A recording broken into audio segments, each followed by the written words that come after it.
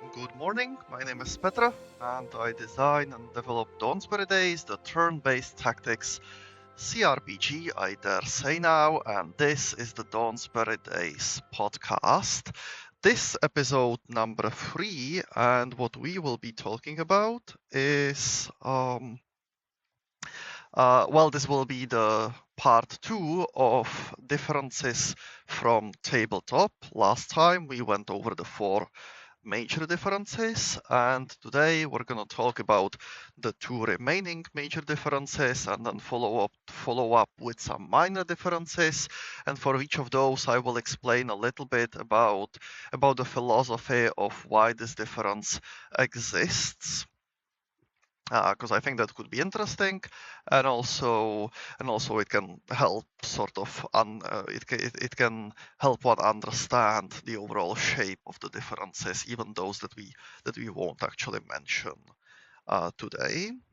So let's go to our major difference number 5, which is a hero always wins initiative. This one is a little hidden. This is in Dawnsbury Days, a hero always wins initiative, so it can never happen that a monster goes first at the beginning of combat. So mechanically, the way this works is that everyone rolls initiative, the initiative order is established, and if a hero is not at place number 1, then the hero with the highest initiative is sort of pulled up through the initiative order until it's at the first place.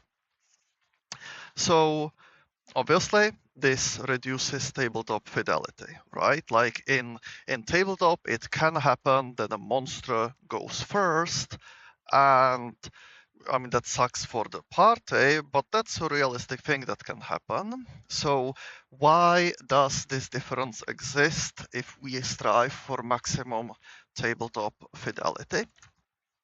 So there's a couple of reasons for this.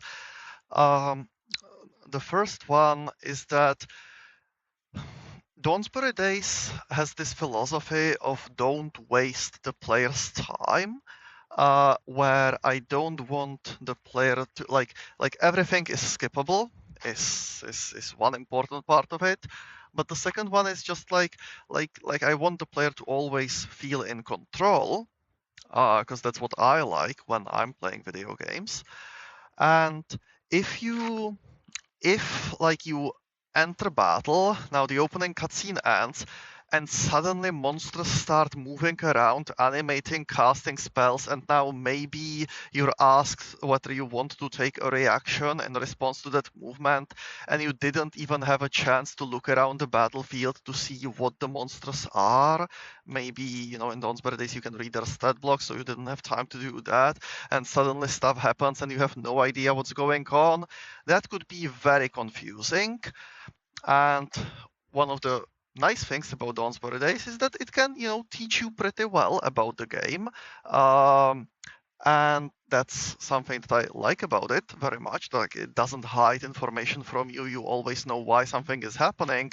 But if I allow the monsters to act before you've had a chance to sort of put the image of the battlefield in your mind, in your immediate front of mind, then you don't have that information and you feel lost, and stuff happens and then you're even more lost. So I am so afraid of this that I thought this kind of fiddling with the initiative was necessary, so that the player always has a chance to have a look around first.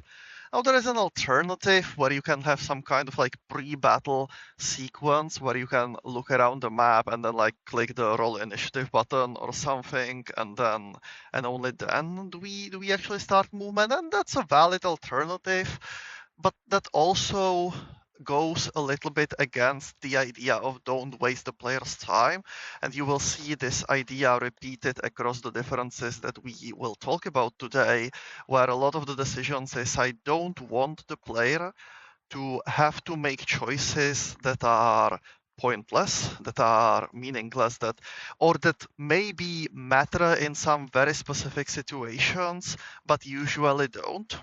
Because with respect, I know a lot of you and players in general will want to take the optimal play, and for every decision that is presented to you, you will want to do your best to make the best decision that gives you the greatest win chance. And that's amazing. I love playing games this way. It's just that when the decisions that are presented to you are so meaningless that like the win percentage chance they can give you is like 0.005% or something, then I feel like your time is being wasted by having you spend energy deciding on which of these to do, when it probably almost certainly won't matter.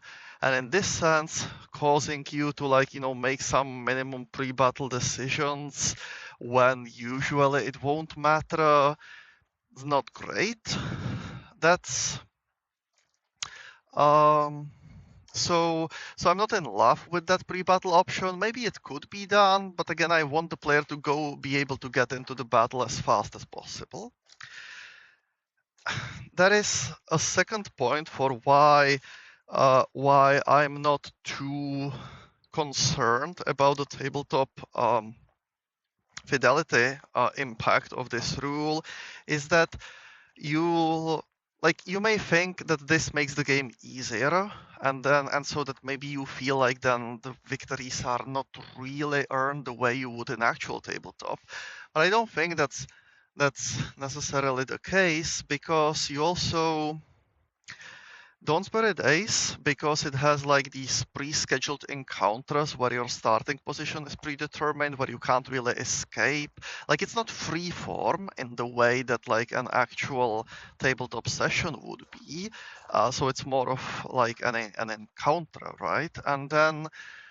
And so if, say, an enemy rolls initiative and they roll well, and then they cast a fireball at your starting position, well, it's possible that the encounter is just over.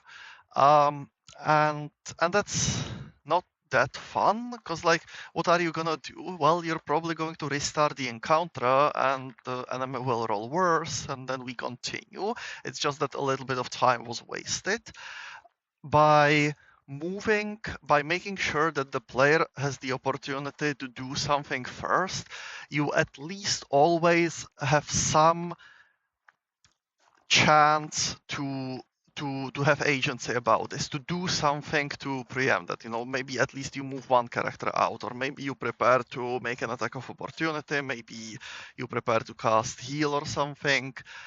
It gives you some agency at least always, which I also like.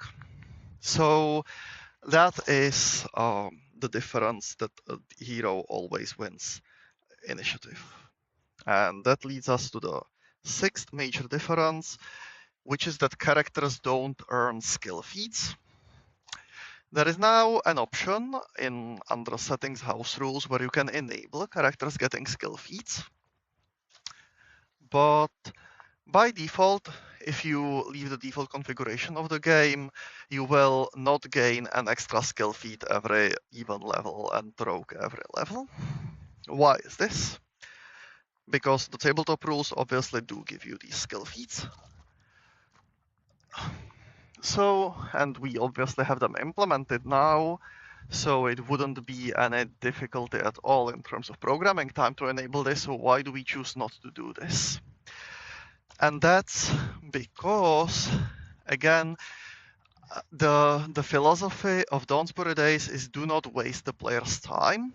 And you might think, skill feat does nothing to waste time, but it does, because it means that every level up, and every time you level up any character, and you must level up 4 characters each level up, you must make a choice as to which of the skill feats to select. There's like 20 skill feats, and they're all pretty low level. I mean, some of them are level 7, but that's still pretty low if you consider the 4-leaf clover. And now you have to choose a skill feat. And again, you want to make the optimal choice. So you want to read through all of them and choose the best one.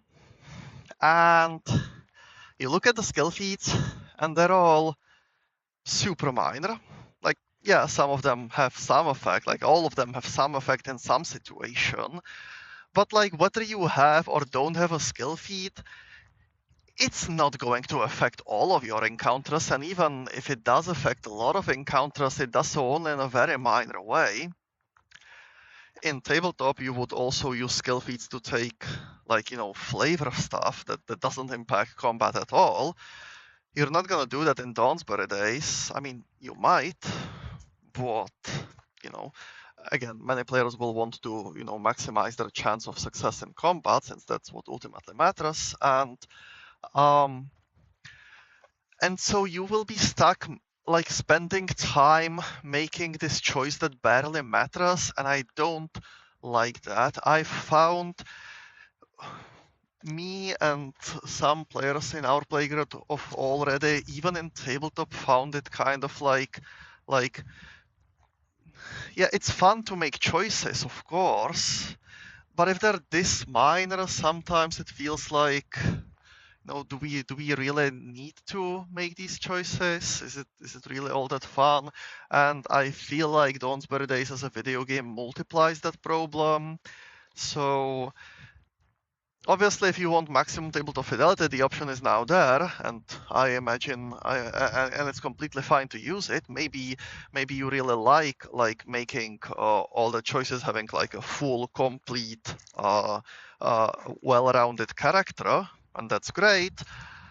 But I think it the not forcing the player to select skill feats by default is a reasonable choice there, and this is why it was made.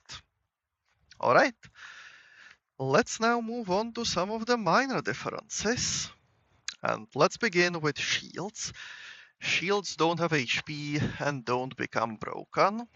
So in tabletop, whenever you use shield block to block with a shield, the damage that goes through damages both you and your shield, and once the damage to your shield exceeds its broken threshold, the shield becomes unusable.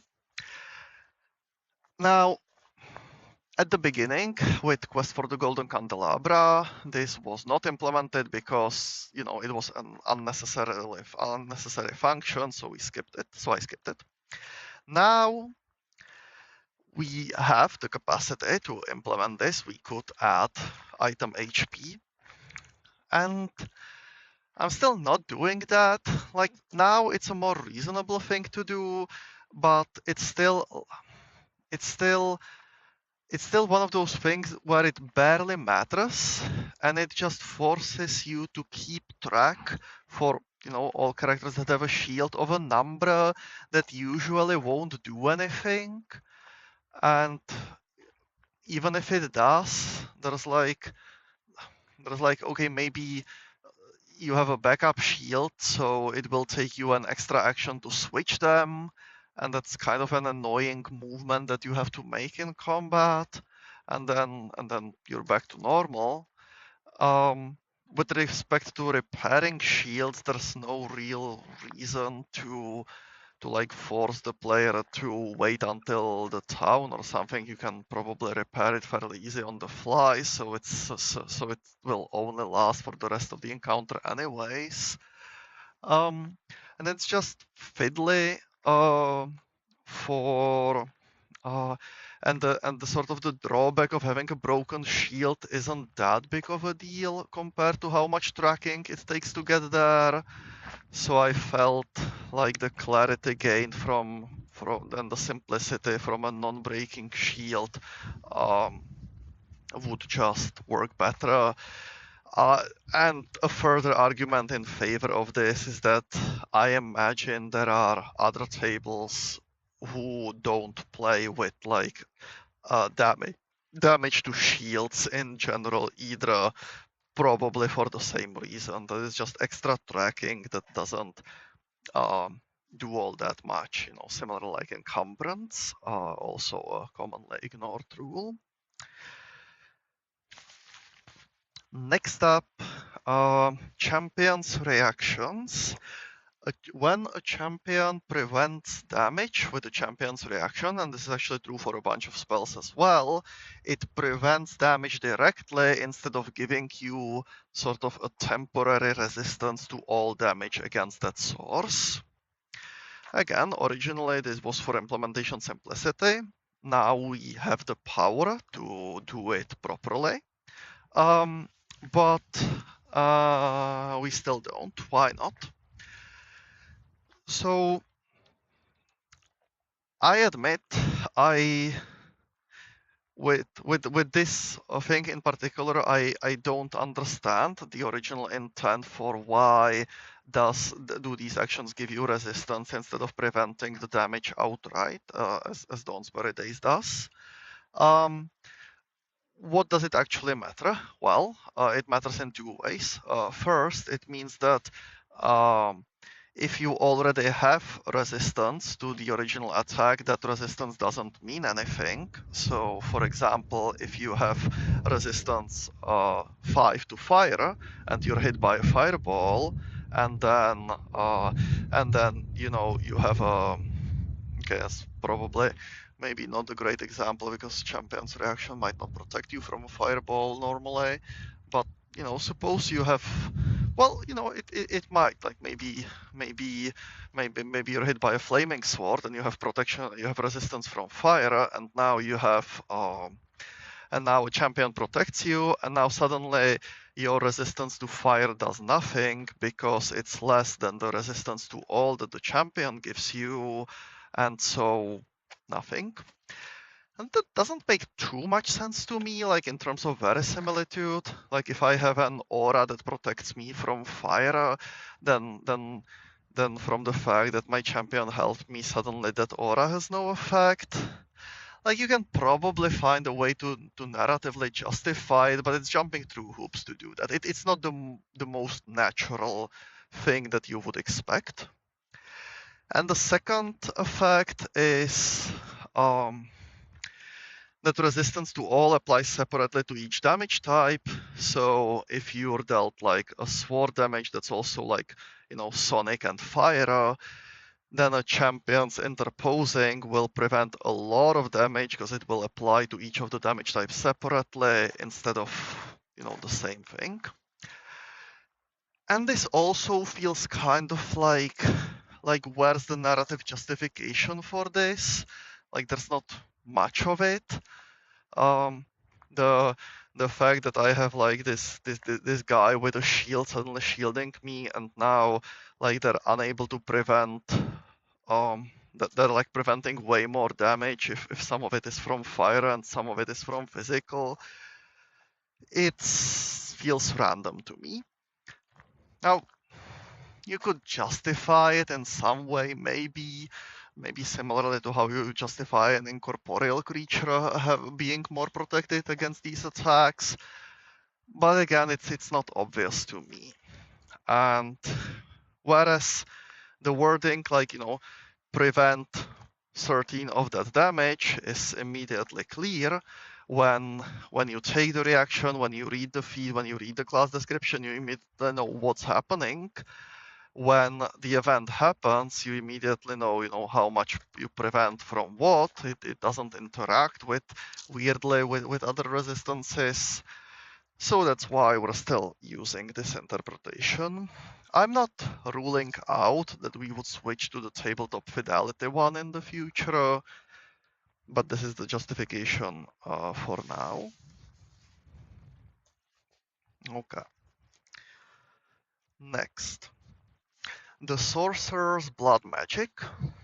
So this one is interesting. So the Sorcerer has a feature where whenever you cast a granted spell or one of your Sorcerer focus spells, your Blood Magic effect triggers, and you may choose to affect one creature with the Blood Magic effect, either yourself or one of the targets of the spell. And you should not choose both. You should choose only one, just one creature. Now the thing is that these effects of blood magic tend to be trinket effects that barely matter. So the default sorcerer in Dawnsbury Days, the pre-gen, Anna, is the Imperial Sorcerer, and her blood magic effect is you gain a +1 bonus to your skills for 1 round. And you're a sorcerer. With your round, what you're usually going to do is move and cast a 2-action spell. So you probably don't even care about that +1 bonus to skills. So if you use your blood magic or your sorcerer casting to say cast a buff spell, and now you have to choose like which of the targeted creatures should get the bonus, but you're not actually going to make use of it because it's a +1 bonus to skills. You don't care, you're probably not using a skill during the next round anyway. Then that's a pause in the game where the player needs to make a choice which almost certainly does nothing, and that's wasting their time. So that's why I didn't want that. Like, this is definitely a concern for other games as well. You will note that a lot of games try to minimize the amount of sort of interruptions to the combat flow that you get, minimize the reactions. So the many CRPGs simply don't pop up reactions ever and simply just take what they think is the most appropriate actions. Always take attacks of opportunity, for example. Or this always applies to the next spell instead of the next spell you choose for guidance, for example. And so in this case, what we did, or what I did, is that I had the blood magic effect apply to all legal targets, or the positive side to all friendly legal targets, and the negative side to all enemy legal targets. And yes, this boosts the sorcerer a little, but like people, maybe somebody did notice, but nobody broke it. And because again, they are like in Magic, we would call these trinket effects. Like they exist. Technically, they have some effect, but it's more for flavor than for actual than that it actually like gives you a real combat advantage. And so for that reason, to eliminate that extra choice that probably does nothing, and so to save the player's time, I just have the sorcerer blood magic effect apply to everyone. And you'll notice this is a tactic that the Dawnsbury Days uses in some other cases as well. And the basic rule of this is to try to remain as faithful as possible when you need to modify something in order to not waste the player's time. And on balance, try to favor the player. So in this case, we favor the player by applying the effect to all legal targets instead of, say, removing blood magic from the class altogether. Now we're moving to some of the minor differences. Next up, you can't target your allies with actions that are always detrimental to them.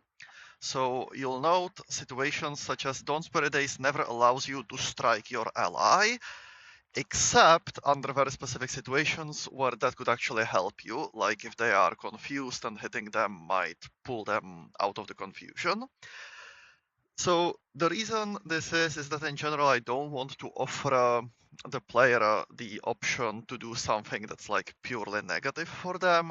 For a similar reason, Dawnsbury Days doesn't allow you to drop prone, even though like the tabletop rules allow you to drop prone as an action. The tabletop rules do allow you to strike your ally, although because the target is one creature, not one enemy creature. But there's never an opportunity to use that, and even if you construct some extreme hypothetical for drop prone where it could potentially become useful, it's the chance that this would happen is so small that it's not worth presenting that option to the player.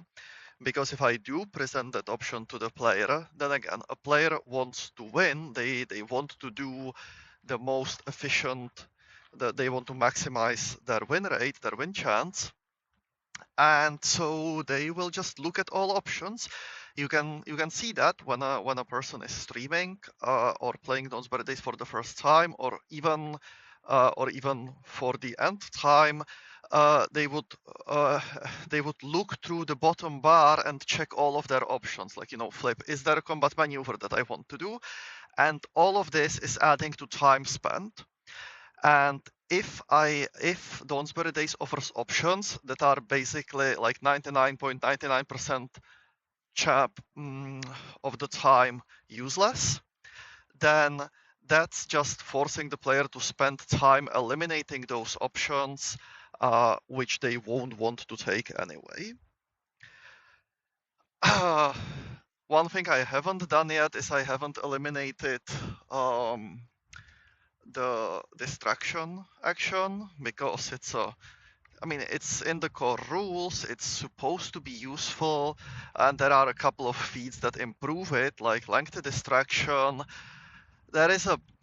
I'm not too happy about it. Like, I'm not going to remove it. Again, it's there, it's part of the tabletop rules. But like,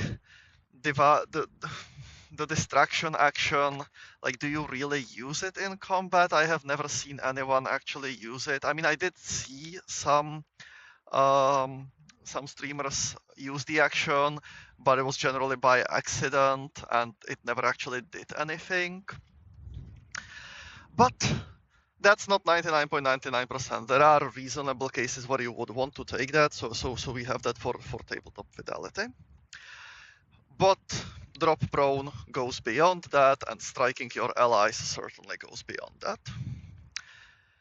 That actually, now that I think about it, this goes more to a little bit to the core of game design in general, where there's like a pact between you, the designer, and or in this case between like both like on one side the designers of the tabletop rule system, and then the sort of intermediary designers of Dawnsbury Days and the player, where the designers promise things that you feel like should make sense and work the way you would expect them to.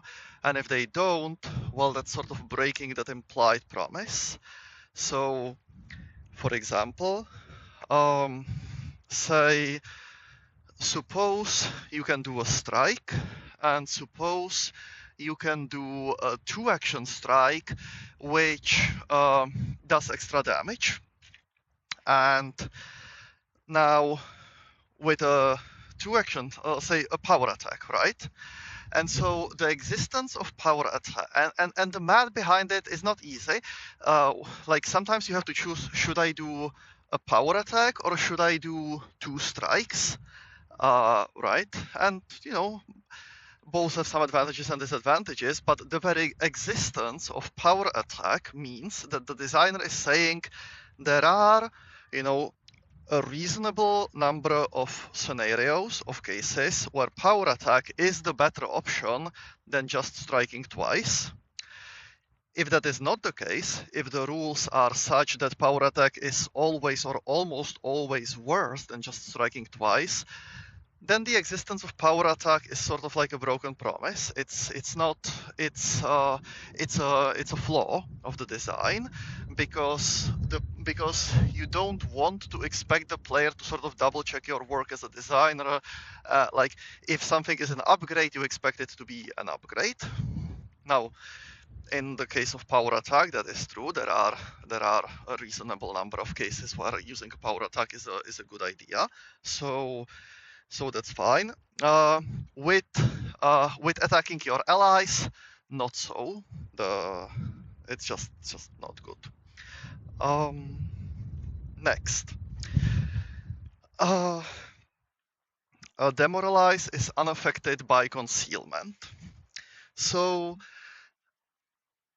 the rules for whether if you are concealed or invisible, then whenever you are targeted by an effect, the owner of that effect has either a 20% chance or 50% chance of failing.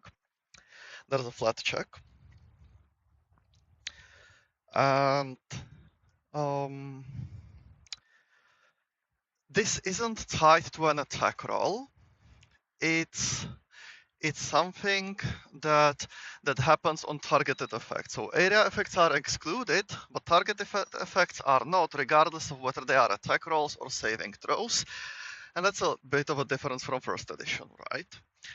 But now this would imply that effects such as Demoralize or Bon Mot are also targeted effect. You target like a single creature and you make a roll against them. And then it would make sense that they would also, like by a literal reading of the rules, be affected by concealment. And so at the beginning, they were affected by concealment.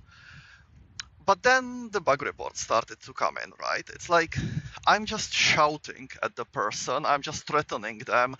Do I really care whether they have a mirror image? Like, okay, so like maybe I'm talking 10 centimeters away from where their eyes are.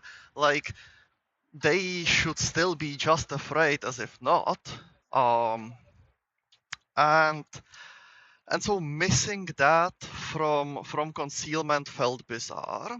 It's according to the rules, sure, but it felt weird, and it felt weird in such a way that I can very easily imagine that if this were like around the table, a GM would say, yeah, no, that makes sense. We'll say Demoralize is unaffected by concealment. And so in this case, that's sort of what I did. I will make a different podcast on the Dawnsbury Days approach to rules interpretation, and I often try to stick to the literal reading of the rules, but not always. And this is the one case where it seemed better to deviate and to say that, well, I think many tables would actually say Demoralize is unaffected by concealment, and the verisimilitude argument here was pretty strong. Okay, and we have time for about one final one, so let's pick an interesting one, and that's that we don't count rounds for effects that last a minute or more. Spells in tabletop take 10 rounds. Many of them last for 1 minute, and 1 minute equals 10 combat rounds. So in theory, you should track that, like, the effect started now, and after 10 combat rounds, it's gone. We're not doing that. Dawnsbury Days early on, even in Quest for the Golden Candelabra, replaced the wording for 1 minute with for the rest of the encounter. And this is sort of a historical note in that in Quest for the Golden Candelabra, that happened entirely at level 1. There was like 0 chance that an encounter would last for 10 rounds or longer.